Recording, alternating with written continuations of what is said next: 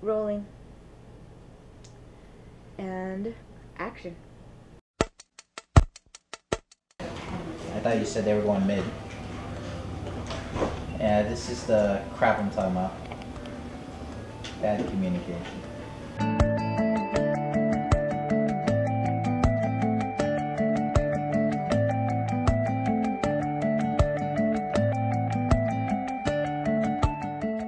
Playing games a long time. I'd say about 25 years since I've been about 5 years old.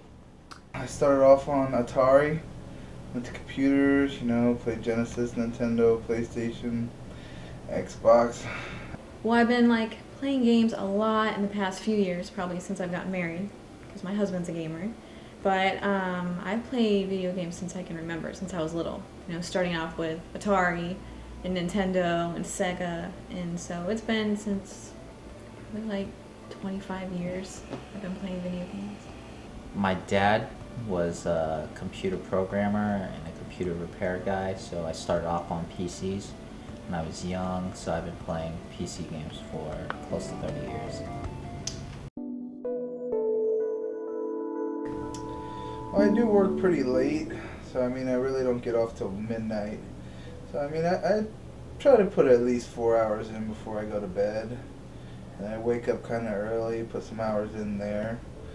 Definitely when I play the most are on my days off. I have 3 days off a week.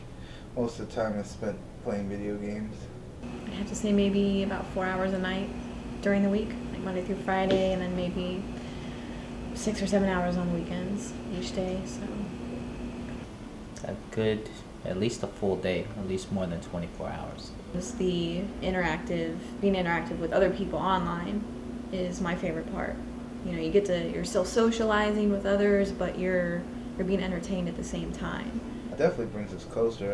It's just, and it's the fun factor. You always have more fun playing with someone and you don't have to play with some morons out there who like to talk trash, and at least you got people there to back you up. Yes, there's more hostility some of the time, but that kind of seems to fade away depending on what game you're playing. I think at first you get some hostility, but after a while, certain people start to, like that there's a girl playing video games, and so, it just all depends.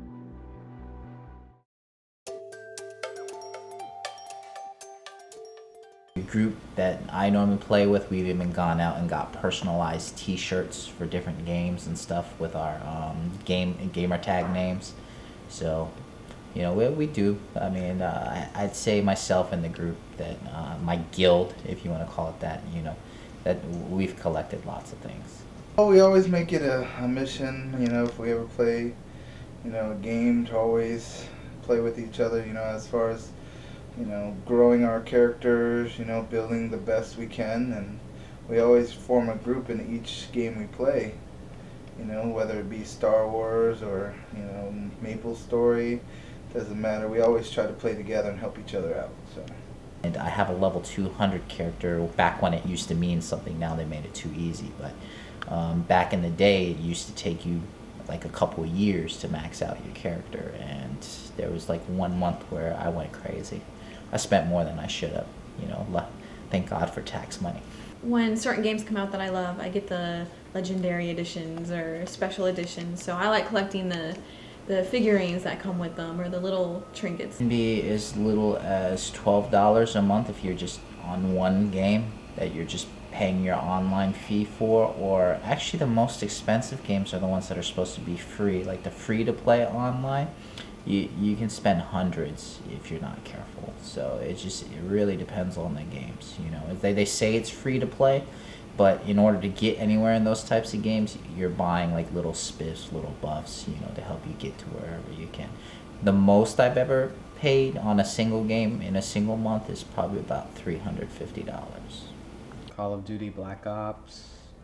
This is the orange box. It's got Half-Life, Team Fortress, and Portal. Here's a bunch of games. Grand Theft Auto 4, NBA Live 10, I don't know, Burnout Paradise. If there's a great game out, I might be willing to spend a lot more. I do play online, so I mean that does cost a lot of money, depending. I mean, Star Wars, you know, it's about $15 a month.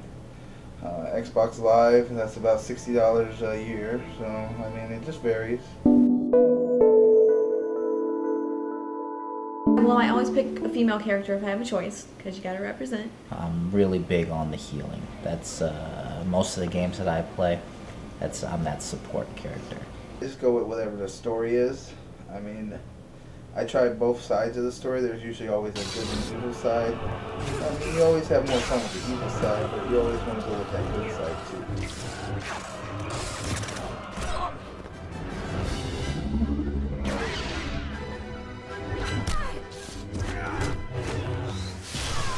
I like long range attackers for the most part. If I have an option of being, you know, magician type, that's my favorite.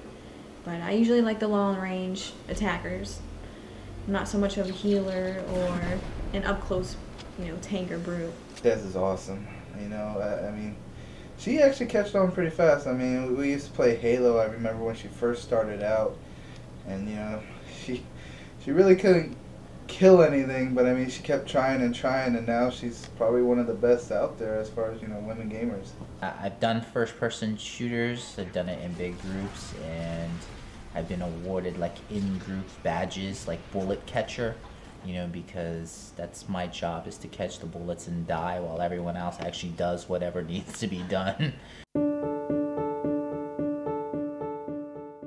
But no, they're making a push on the newer games. That's the whole thing. If you think about some of these big releases now, they've made that whole big push to make you download it. You know, they encourage you, hey, go download it instead of buy the disc. You're gonna see less physical. I mean, you might still have physical for a while, physical discs, you know, for collectors. But really, I see the industry making this push for like online download. It's just growing and growing.